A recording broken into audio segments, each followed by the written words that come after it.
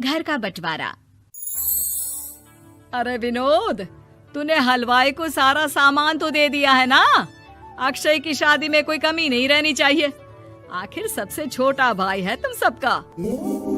हाँ माँ, आप चिंता मत करो, मैं पूरा ध्यान रखूंगा। मंगल बेटा, तूने तो कहा था कि फूल का ऑर्डर दे दिया है, यहाँ तो फूल पहुँचे ही नहीं। अब क्या बहू की विदाई के बाद फूल आएंगे? माँ, मैंने अभी बात की है फूल वाले से, वो रास्ते में ही है। आप किशोर भैया से क्यों नहीं कहती कुछ करने को? किशोर पहले ही मेरे बताए काम कर रहा है। पास के सभी रिश्तेदारों और मोहल्ले वालों को कार्ड वही तो देकर आया था। रिसेप्शन के लिए हॉल भी उसी ने बुक किया था। टेंट कुर्सी वालों को भी तो वही देख रहा है। पर कई मोहल्ले वाले तो हमारे भरे पूरे परिवार से जलते भी हैं। उन्हें बुलाने की क्या जरूरत थी? बेटा, शादी ब्याह में तो बुलाना ही पड़ता है, नहीं तो लोग क्या कहेंगे। दादी दादी देखो ना, हलवाई अंकल हमें लड्डू नहीं दे रहे, आप इनको डांटो ना। अरे चैन सुख दे देना बच्चों को लड्डू, क्यों तंग कर रहा है इन्हें? बीबी जी, मैं कहाँ मना कर रहा हूँ, लेकिन लड्डू बनते ही ये बच्चे उठा उठा कर खा लेते हैं। अरे मैं तो इन्हें थाल में रख के परोस भी नहीं पा रहा। भागो, अब कोल्ड ड्रिंक पीने चलते हैं। भागो भागो, अब कोल्ड ड्रिंक पीने चलते हैं। जैसे कि आप देख रहे हैं, आज इस घर के सबसे छोटे बेटे अक्षय की शादी है। घर में बहुत चहल पहल है। कुलभूषण की बीवी कमला को फुर्सत ही नहीं है कामों से, लेकिन कुलभूषण और घर के बाकी लोग कहाँ हैं? आइए देखते हैं। अजी, आप यहाँ आराम से बैठकर गाने सुन रहे हो और घर में अभी तक इतने काम बचे हैं करने को। अरे भाई, मेरे सबसे छोटे बेटे की शादी है, इसके बाद तो मैं अब चिंता मुक्त हो ही जाऊंगा। और फिर घर में तुम हो, बेटे बहुएं हैं, तुम लोगों के होते हुए मैं क्यों काम करूं? मैं तो शान से बेटे की शादी में जाऊंगा तैयार होकर। अरे ठीक है, अब आप आराम ही कीजिए। एक बार अभिषेक की बीवी आ जाए, फिर मैं भी आराम करूंगी और मेरी चारों बहुएं पूरे घर की जिम्मेदारियां संभाल लेगी। इतना कहकर कमला वापस अपने काम में लग जाती है। बेटा भी, तू अब तक तैयार नहीं हुआ? किससे बात कर रहा है फोन पर? तैयार कैसे हूँ? सैलून जाने से तो आपने मना किया है, क्योंकि मुझे हल्दी लग चुकी है। भाभीयों को देखो, सुबह से पार्लर में है। अक्षय की शादी हो जाती है और नंदिता बहू बनकर घर आ जाती है, लेकिन इस घर की खुशियों को मानो किसी की नजर लग गई थी। नंदिता के आने के बाद आए दिन घर की शांति भंग होती रहती। अपने माँ बाप की इकलौती बेटी को इतने बड़े परिवार की जिम्मेदारियां कहाँ संभालनी थी? अभी देखो ना, मेरे हाथों की मेहंदी भी अभी नहीं उतरी है और तुम्हारी मम्मी ने मुझे घर के कामों में लगा दिया। मैंने सोचा था कि घर की सबसे छोटी बहू होने के कारण मुझे सब पलकों पर बिठा के रखेंगे, पर यहाँ तो पलक झपकने की भी फुर्सत नहीं मिलती। देखो नंदू, शादी के पहले ही मेरे घर वालों ने तुम्हें और तुम्हारे पेरेंट्स को बता दिया था कि मैं जॉइंट फैमिली में रहता हूँ, तो फिर अब ये शिकायत क्यों? और फिर तुमसे पहले मेरी भाभी भी तो आई थी शादी करके, उन्होंने तो कभी कुछ नहीं कहा। नंदिता तब तो चुप हो जाती है, लेकिन ऐसा बहुत दिनों तक नहीं चलता। अरे नंदिता, माँ बाबूजी की दवाई का टाइम हो गया है, उन्हें दवाई दे आओ और उसके बाद सबके लिए नाश्ता बना देना। पर भाभी, मैं तो अभी अपना फेवरेट सीरियल देख रही हूँ, प्लीज मेरी जगह आप कर लो ना ये काम।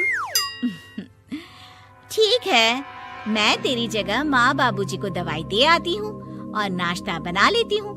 तू मेरी जगह पूरे घर की डस्टिंग करके 5 बच्चों को स्कूल के लिए तैयार करके भेज देना और दोपहर का खाना बनाने के बाद कपड़े धोकर सुखा देना।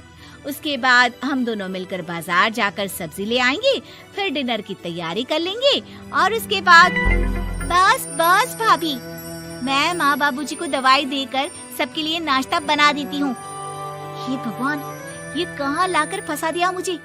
मेरे घर में तो गिनती की 8 रोटियाँ और 2 सब्जी बनती थी और नाश्ता निपट जाता था, यहाँ तो रोटियों का ढेर और सब्जियाँ बड़े बड़े पतीलों में बनानी पड़ती है। नाश्ता बनते बनते लंच का टाइम हो जाता है और लंच बनते बनते डिनर का।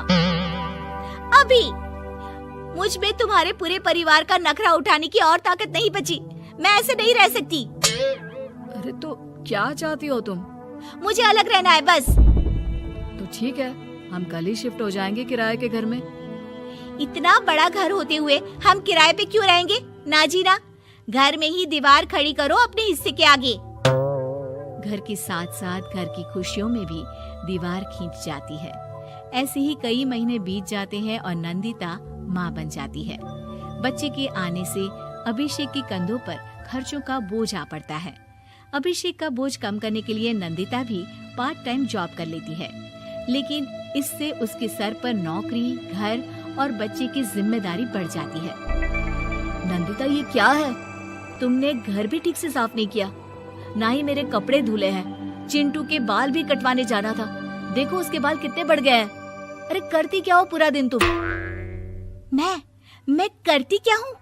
तुम्हारा नाश्ता और लंच बनाने के बाद चिंटू को डे केयर सेंटर पर छोड़ कर आती हूँ, फिर खुद ऑफिस जाती हूँ। पूरा दिन काम करके आने के बाद बिना आराम किए बाजार से सब्जियाँ लेकर आती हूँ, घर आकर खाना बनाती हूँ, चिंटू को देखती हूँ और क्या करूँ मैं? तो किसने कहा था अपने सर पर इतने काम लेने को? मत जाओ ऑफिस। ऑफिस जाए बिना घर के खर्चे कहाँ से पूरे होंगे? चिंटू की डे केयर का खर्च, उसके लिए बेबी फूड का खर्च, प्रेस वाले का खर्च, ये सब तुम्हारी सैलरी से होता नहीं है। अगर परिवार से अलग नहीं होती तो इतनी मुसीबतें नहीं उठानी पड़ती तुम्हें। तुम्हें परिवार के साथ मिलकर काम करने में दिक्कत थी, लेकिन काम तो अब भी बहुत है तुम्हारे सर पर। चिंटू को भी डे केयर भेजने की जरूरत नहीं पड़ती। उसको गोद में खिलाने के लिए दादा दादी और घर के सभी बड़े होते। उसके साथ खेलने के लिए उसके भाई बहन भी होते। मेरे तीनों बड़े भाइयों के बच्चे भी बड़े हुए हैं, लेकिन बिना महंगा बेबी फूड खाए, क्योंकि मेरी माँ और भाभियाँ बहुत अच्छे से जानती है कि बच्चे को क्या खिलाना चाहिए। बिजली के बिल जैसे खर्चे भी सब मिलकर बांट लेते थे, लेकिन तुम्हें तो सबसे अलग रहने में ही मजा आता है, तो अब शिकायत क्यों करती हो? बस करो अभिषेक, बस करो। मैं मानती हूँ कि मैं गलत थी। मेरे एक गलत फैसले ने हमें बिल्कुल अकेला कर दिया है सबसे। एक घर में होते हुए भी हम बाकी परिवार से अजनबियों की तरह रह रहे हैं। अभिषेक और नंदिता की सारी बातें घर के बाकी लोगों को सुनाई दे रही थी। तभी कमला बोल पड़ती है। अरे नंदिता बहू, किसने कहा कि तुम अकेले हो? तुम्हारा इतना भरा पूरा परिवार है ना तुम्हारे साथ। हम तो बस ये चाहते थे कि तुम अपनी गलती समझ जाओ। अगर हम तुम्हें समझाते तो शायद तुम ना समझती, लेकिन अपनी गलती का एहसास तुम्हें खुद हो गया है, तो अब तुम समझ चुकी हो परिवार में एक साथ रहने का मोल क्या होता है। मम्मी जी, मुझे माफ कर दीजिए, अब ऐसा दोबारा कभी नहीं होगा। अरे माफी बाद में, पहले मेरा पोता जरा मेरी गोद में तो दे, और तू जाकर सबके लिए चाय बना ला।